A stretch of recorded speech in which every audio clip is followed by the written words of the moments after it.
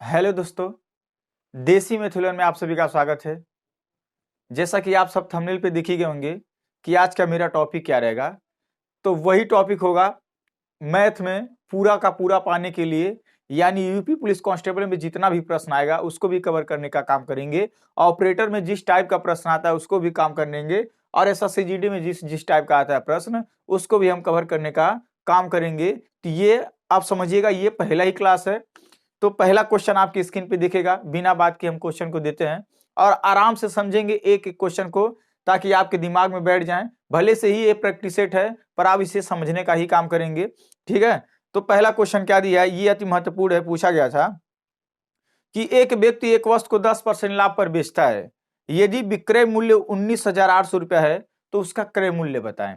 ये आपसे क्वेश्चन पूछ रहा है। तो देखिएगा, कभी भी ऐसा प्रश्न आएगा तो आप कुछ ना करिएगा, तरीका तो बहुत है सूत्र रटाने का, परंतु आप समझने का काम करें। देखिए, कभी भी ऐसा प्रश्न आएगा तो मान लीजिएगा कि वस्तु का क्रय मूल्य कितना है, वस्तु का क्रय मूल्य कितना है, तो आप इसे समझ लीजिएगा 100% है। सर आप हमें बताइए, इसको 10% लाभ में बेचेंगे तो कितना में बेचेंगे? 110% में। ऐसे आप कर लीजिएगा। मानिए 100 रुपये हम खरीदेंगे, आप 10% के लाभ में बेचेंगे, कितना में बेचेंगे? 110% में बेचेंगे। इतना समझ में आ गया ना। अब कोई ना कोई एक डेटा दिया है। अब डेटा क्या दिया है? 19,800 रुपये में बेचा गया है। या वास्तव में मूल्य में कितना में बेचा गया है? ये तो परसेंटेज में 110% में बेचा गया। 10% लाभ में बेचेंगे, लाभ माने ज्यादा। क्वेश्चन में कितना बेचा गया? 19,800। यानी आप 110% के बराबर 19,800 करिए। क्यों? क्योंकि ये भी बेचा गया है, ये भी बेचा गया है। तो 1% का मान सदैव आप निकालने की कोशिश करिएगा।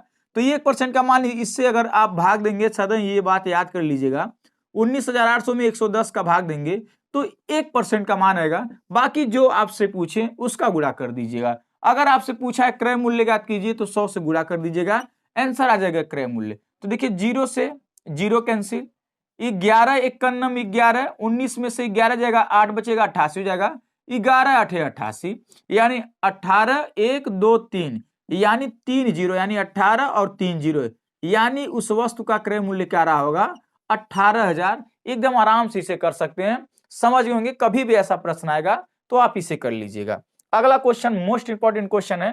थोड़ा सा समझ में नहीं आएगा आपको, क्योंकि टाइपिंग कुछ अजीब की तरह हुआ है, ठीक है। आपको समझ में नहीं आएगा, फिर भी हम यहाँ पे उतार देते हैं। इसे लगाने का प्रयास करें। दिया है 3300 का, 3,300 का, 3,300 का 33 सही 1/3%, 33 सही 1/3%। यहाँ बीच में माइनस दिया है और दिया है 3200। 3200 का कितना दिया है? आपको 10% का क्या करना है, उसका मान बताना। आपसे ये पूछ रहा है, 10% का मान पूछ रहा है, ये ऐसा क्वेश्चन कह रहा है। तो कभी भी ऐसा प्रश्न आएगा तो घबराने की कोई जरूरत नहीं है। अच्छा, ये थोड़ा ना सही बट्टा में, इसको भिन्न में अगर कन्वर्ट अगर आप करते हैं तो क्या होगा, तो थोड़ा सा हम आपको कहीं ये कोने भिन्न में कन्वर्ट करके बता रहे हैं। कभी भी ऐसा जो परसेंटेज आ जाए तो लिखिएगा 33 सही 1/3%। इसे भिन्न में कैसे बदला जाएगा? इसका गुणा इसमें होता है, तो इसका जब गुणा इसमें करेंगे 33 या 99 होगा, और इसको जोड़ेंगे 99 एक क्या हो जाएगा? 100 हो जाएगा। 100 हो जाएगा। इस नीचे वालों को यहीं उतार दीजिएगा। अब ये जो परसेंटेज लगा, इसके नीचे एक जीरो, 2 जीरो लगा दीजिए, परसेंटेज हट जाएगा। आज 0 से 0 कटेंगे तो 33 सही 1/3 का मान क्या आ रहा है भिन्न में? 1/3। तो चाहे आप इसके स्थान पे 1/3 रख सकते हैं, आप इसे कन्वर्ट करके आप 1/3 रख दीजिए। देख लीजिए मैं कन्वर्ट कैसे किया हूं भिन्न में। तो आप सीधी सी बात लिखिए, 3300 का मान्य होता है गुणा। भैया इसका हम क्या निकाल लें? 1/3 निकाल लें।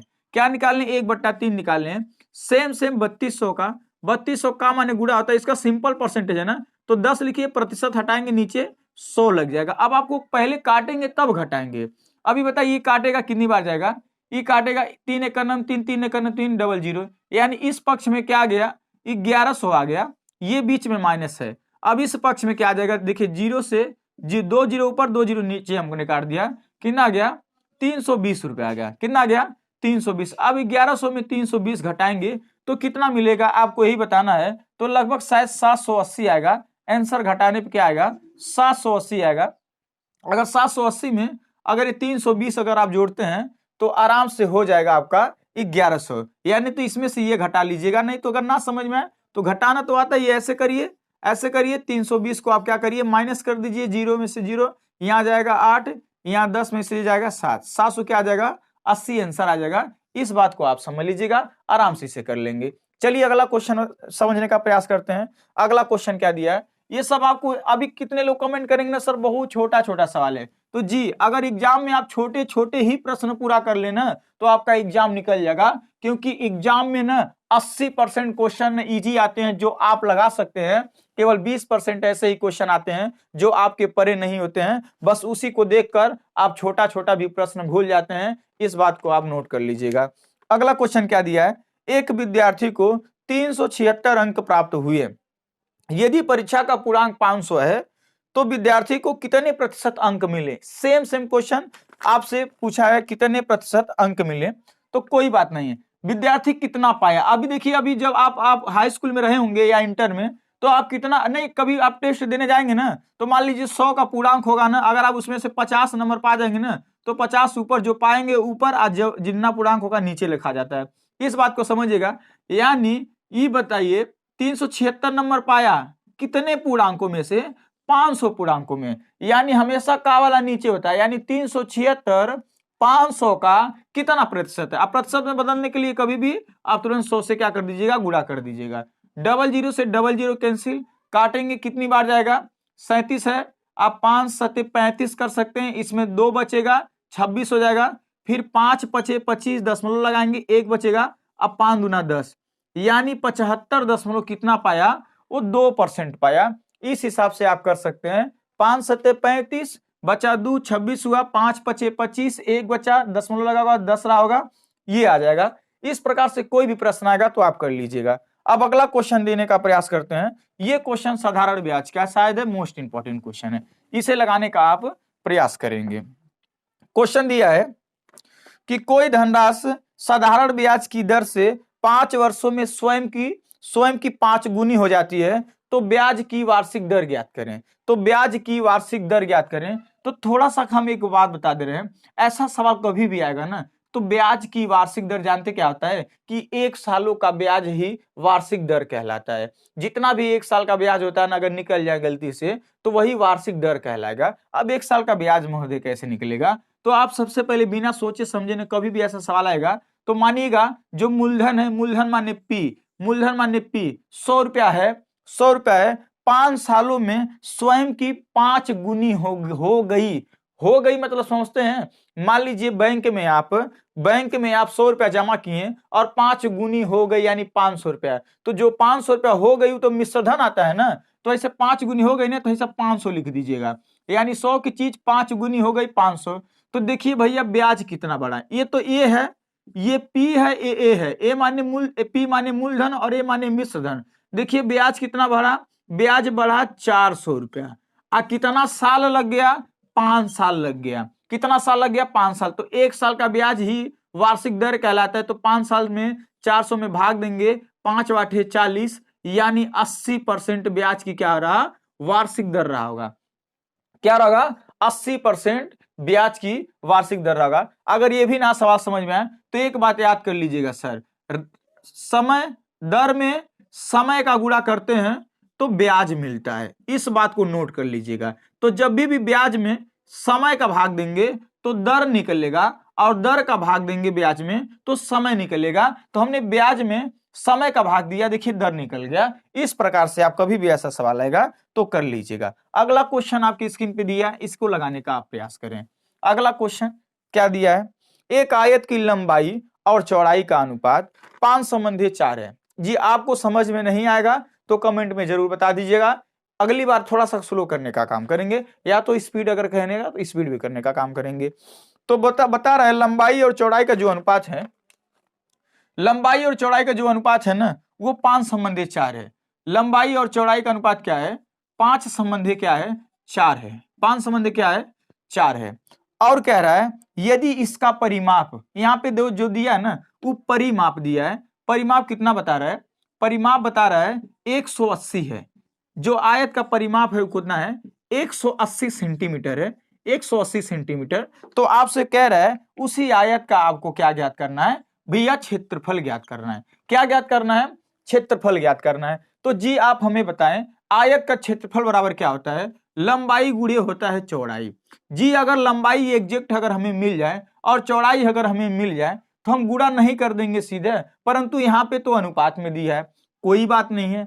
एक चीज आप हमें बता दीजिए, देखिए चाहे तो दिमाग में बैठा लीजिए, जो आयत होता है ना, आयत की आमने और सामने वाली भुजा क्या होती है, बराबर होती है आमने सामने वाली भुजा। तो ये लंबाई होता है और ये चौड़ाई होता है।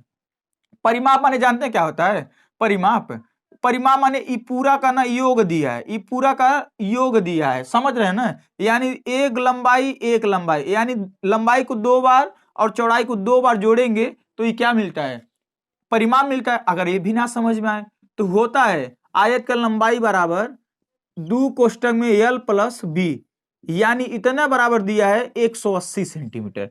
तो पहले लंबाई और क्या ज्ञात करेंगे, चौड़ाई ज्ञात करेंगे। बहुत कह रहे अति महत्वपूर्ण प्रश्न है, जान लीजिएगा ये ना।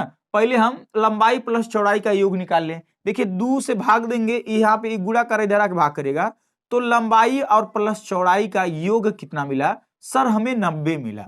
हमें क्या मिला, 90 मिला। देखिएगा परिमाप दिया था 180 सेंटीमीटर, परिमाप का सूत्र होता है 2 कोष्टक में l प्लस बी बराबर 180 हमने रख दिया, तो l प्लस बी का मान मिला हमें 90, यानी लंबाई और प्लस चौड़ाई का योग हमें कितना मिला, 90 मिला। तो 90 रखेंगे यहाँ पे, इसके योग के बराबर रखेंगे, इसके योग के बराबर रखेंगे तो आपको क्या मिल जाएगा, प्रत्येक की लंबाई और चौड़ाई मिल जाएगा आयत का। तो बताइए यहाँ पे योग कितना, अगर हिस्सेदारी वाला प्रश्न पढ़े होंगे ना अनुपात का तो आराम से लगाएंगे। तो यहाँ योग कितना है, यहाँ योग कितना है, अब इसे लिखेंगे, यहाँ पे लिख देते हैं 5 4 9, 5 4 9 बराबर, और यहाँ योग कितना दिया है 90। तो एक बराबर मान निकालने के लिए 9 दहिया में 90 करेंगे, 9 दहिया में 90, और जब गुणा करेंगे तो लंबाई मिल जाएगा, देखिए 10 पचे 50 मिल जाएगा, और चौड़ाई 10 चौक 40 मिल जाएगा। आ गुणा करेंगे 5 चौक 20, ये सेंटीमीटर स्क्वायर। क्षेत्रफल हमेशा क्या आता है, स्क्वायर में आता है, यानी 2000 सेंटीमीटर स्क्वायर इसका क्षेत्रफल रहा होगा। इस बात को आप समझ सकते हैं। ये 90 कहां से आया, हमने 2 कोष्टक में l प्लस बी के बराबर रखा, 2 कोष्टक में l प्लस बी के बराबर 180 रखा, ये गुणा कर इधर आके भाग करेगा, ये परिमाप का सूत्र होता है आयत का। समझ रहे हैं ना। अगर हम आपको चैप्टर पढ़ाते हैं तो हो सकता है दिमाग में आपको बैठा देते हैं, फिर भी एक बार दिमाग में बैठा लीजिए, ऐसा सवाल आएगा तो आप ऐसा ही करिएगा। इसका आंसर आ जाएगा 2000 सेंटीमीटर स्क्वायर आ जाएगा। वैसे भी अगर आप देखेंगे लंबाई 50 और चौड़ाई 40 देखेंगे, अब बताइए लंबाई 50 और चौड़ाई 40 देखेंगे तो वैसे ही भी अगर जोड़ेंगे ना पूरा परिमाप तो वो 180 सेंटीमीटर ही आएगा। अब ये अगला क्वेश्चन क्या दिया है, ए संबंधी बी बराबर दिया है, ए संबंधी बी बराबर जो दिया है वो 3 संबंधी 4 दिया है, 3 संबंधी 4 दिया है, और बी संबंधी सी बराबर जो दिया है, बी संबंधी सी बराबर 4 संबंधी सर 7 दिया है। और आपसे कह रहा है यदि हम ए प्लस बी में, यदि ए प्लस बी और सी में अगर हम पूरे में अगर हम 7 से भाग दें तो उसका मान क्या आएगा, आपसे ही पूछ रहा है। तो कभी भी ऐसा सवाल है कि पहले हम ए और बी और सी का रियल मान निकालेंगे, तो ए और बी सी का मतलब रियल मान निकालने के लिए पहले ए बी रखेंगे, तो ए बी का मान क्या है, 3 संबंधी क्या है 4 है, यहाँ पे ए रखें यहाँ पे बी। फिर अगला जब पैटर्न उठाइएगा ना तो बी के नीचे वहां बी वाला रखिएगा, हाई बी है, देखिए हाई बी और हाई सी है, तो बी के नीचे वहां हाई बी रखिएगा और इधर क्या आ जाएगा सी आ जाएगा, तो यानी ऊपर ऐसे रख दीजिएगा। तो अब जो रियल में आएगा ए और बी और सी का मान आएगा। तो देखिएगा कभी भी ऐसा बीच वाला सामान पड़ जाए ना, अगर मिल जाए सामान तो सीधे ऐसे ही उतार लीजिएगा। तो ए और बी और सी का मान क्या आ जाएगा, 3 संबंधी 4 संबंधी 7 आ जाएगा। अब कहेंगे ना समान रहे सर जी, तब हम क्या करेंगे, कोई बात नहीं है, आप यहाँ पे इस 4 इधर भर दीजिएगा और 4 इधर भर दीजिएगा, समझ रहे हैं ना। तो अब देखिए पूरे खाने में ऐसा कौन सा है, 4 ही है जो पूरे खाने में, तो 4 से कैंसिल करेंगे, फिर 3 4 7 एक खाने में बचेगा, यानी वही आएगा। फिर या तो गुणा कर लीजिएगा, 4 3 12, 4 4 16, 4 7 28, फिर उसको काटिएगा तो फिर यही आएगा।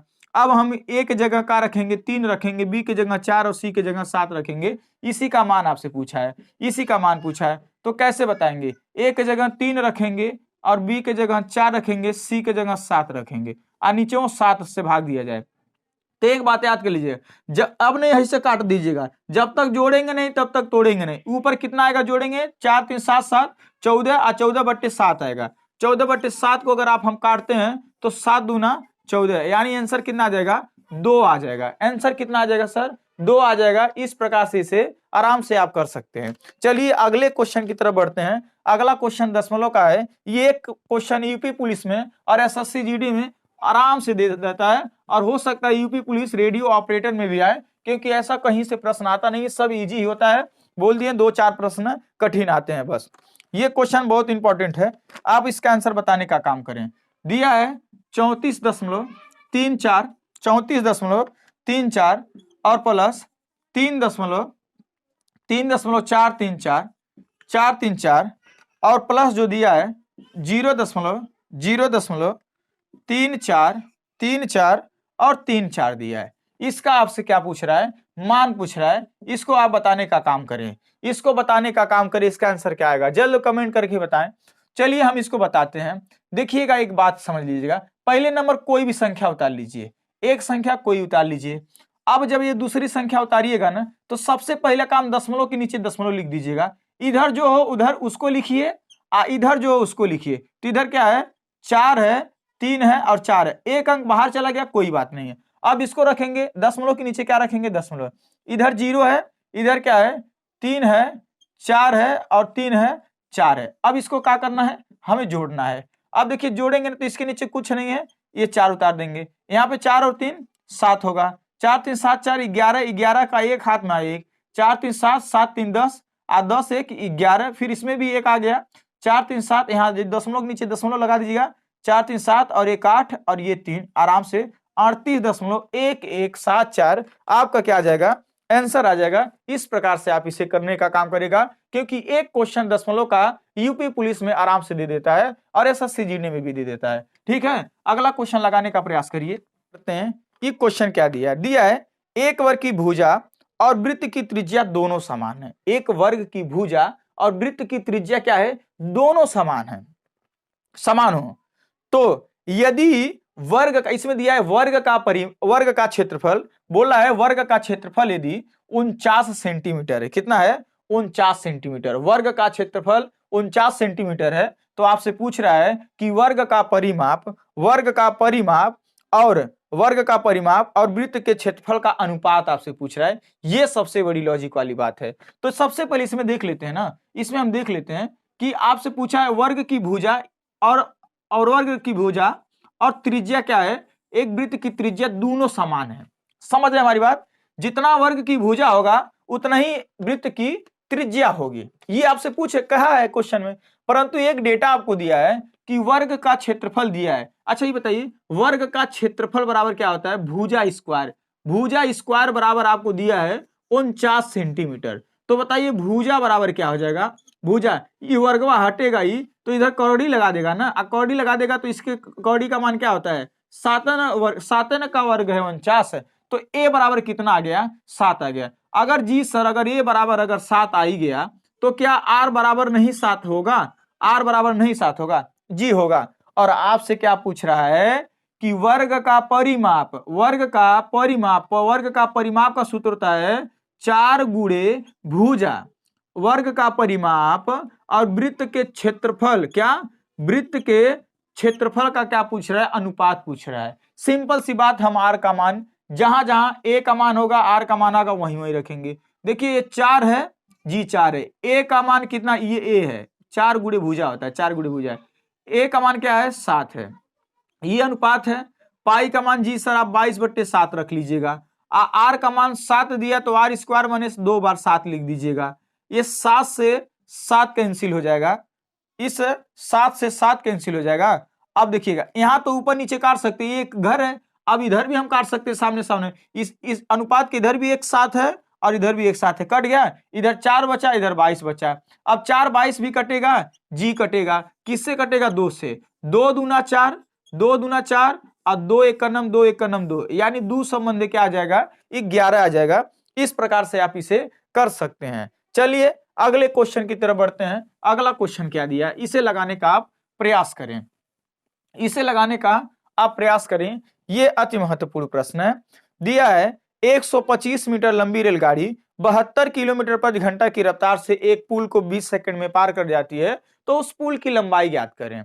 सिंपल सी बात, एक बात याद कर लीजिएगा, कोई भी न रेलगाड़ी किसी भी पुल को अगर पार करती है, जिस भी चाल से किसी भी पुल को पार करती है, अगर मान लीजिए रेलगाड़ी की चाल 72 किलोमीटर प्रति घंटा है और पुल को 20 सेकंड में पार किए है ना, तो जो 20 सेकंड में तय की है ना दूरी, तो उसमें ट्रेन का भी दूरी आएगा और पुल का भी आएगा। तो साइड में पहले ट्रेन की लंबाई दिया है 125 मीटर, इसको आप साइड में रख दें। ट्रेन की लंबाई दिया है 125 मीटर, इसको साइड में रख दीजिए। अब ट्रेन की जो चाल दिया है 72 किलोमीटर प्रति घंटा। 72 किलोमीटर प्रति घंटा की चाल से एक पुल को कितने समय में पार करती है? कितने समय में? तो 20 सेकंड में पार करती है। कितने सेकंड में? 20 सेकंड में। अच्छा ये बताइए, 72 किलोमीटर प्रति घंटा की रफ्तार से 72 किलोमीटर की प्रति घंटा की रफ्तार से 20 सेकंड में कुल दूरी कितना तय की होगी? तो कुल दूरी बराबर होता है चाल गुणे समय, परंतु सूत्र पे कब रखते हैं? देखिए इस सेकंड में, ये किलोमीटर प्रति घंटा में, तो जब तक इसे छोटा में नहीं करेंगे तब तक सूत्र पे नहीं रखेंगे। आप बताइए, किलोमीटर को मीटर प्रति सेकंड में बदलना हो तो याद कर लीजिएगा, किलोमीटर को मीटर प्रति सेकंड में बदलना हो तो 5/18 से गुणा कर दीजिएगा। ये काटेगा 18 चौक 72 और 4 25 20, यानी जो चाल आएगा रेलगाड़ी की 20 मीटर प्रति सेकंड। 20 मीटर क्या आ जाएगा? प्रति सेकंड उसका क्या आ जाएगा? चाल आ जाएगा। अब हम सूत्र पे रखेंगे, दूरी बराबर होता है, तो है जो दूरी आया ना गए भैया, ये दूरी जो आएगा ना, कुल दूरी आएगा। कुल दूरी यानी जो 20 सेकंड में ट्रेन अपना भी दूरी तय की होगी और जो पुलवा का दूरी होगा वो तय की होगी। यानी चाल कितना है? दूरी बराबर चाल हो गया, अगुड़े समय दिया है 20 सेकंड। अब गुणा करेंगे 20 का 20 में, जो 400 मीटर आएगा, जो 400 मीटर, इसमें ट्रेन और प्लस पुल की भी लंबाई आएगी। जी आएगी ना। अब आपसे पूछा है ट्रेन की पुल की लंबाई ज्ञात करें, तो बताइए इसमें दोनों का लंबैया है, ट्रेनिया का लंबैया 125 मीटर और घटा देंगे तो जो भी आएगा आपका आंसर आ जाएगा 275 मीटर। कितना आ जाएगा? 275 मीटर आंसर आ जाएगा। इस प्रकार से सर आप इसे आराम से कर सकते हैं। आंसर आ जाएगा 275 मीटर, पुल की लंबाई आ जाएगी।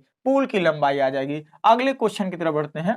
अगला क्वेश्चन क्या दिया है, इसे आप लगाने का प्रयास करें। यह यूपी पुलिस में पूछा गया था, यह प्रश्न यूपी पुलिस कांस्टेबल में पूछा गया था। जरूरी नहीं है कि ये पूछ देगा, पर आ भी सकता है, ये भी बहुत जरूरी है। 26, 78 और 156 का एलसीएम ज्ञात करें। सर एलसीएम क्या होता है? सिंपल सी बात, हम एक बात बताते हैं, कोई भी संख्या ऐसे उठाइए, बड़ी संख्या जो सबको काट दें। देखिए नियम तो गलत है, पर जल्दीबाजी में लगाने के लिए यह काम अपना सकते हैं। सीधे आप 13 से काट दीजिए। 13 दूना 26, 13 6 78 और 13 का नम 13, 3 बचा, सॉरी 13 का नम 2 बचा, 13 दूना 26 हो गया।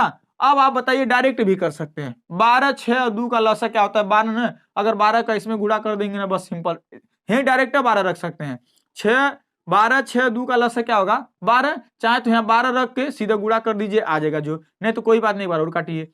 2 1 का नम 2, 2 3 6, 2 6 के 12, फिर एक बार 2 से काटिए, ये कटेगा 3 बार जाएगा। अब एक बार 3 से काट देंगे, खत्म। 13 दूना 26, 26 दूना 52 और 52 तिया जो गुणा करेंगे, 3 दूना 6, 3 5 15, 156 आ जाएगा। यानी लसा कितना आ जाएगा? 156 आ जाएगा। इस प्रकार से सर आप इसे कर सकते हैं। अगर आप हमारे चैनल पे नए होंगे तो एक बार जरूर सब्सक्राइब कर लीजिएगा। हम वादा करते हैं इस बार कोई मिस नहीं होगा। ऑफलाइन क्लास में थोड़ा सा व्यस्त हो गए थे, इस बात को समझ लीजिएगा, नहीं तो हम आपका पूरा करा दिए होते हैं।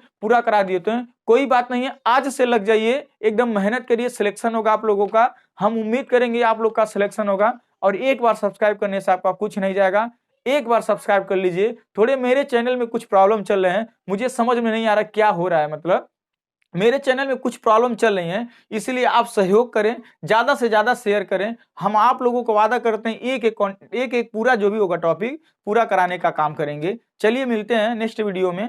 जय हिंद, जय भारत।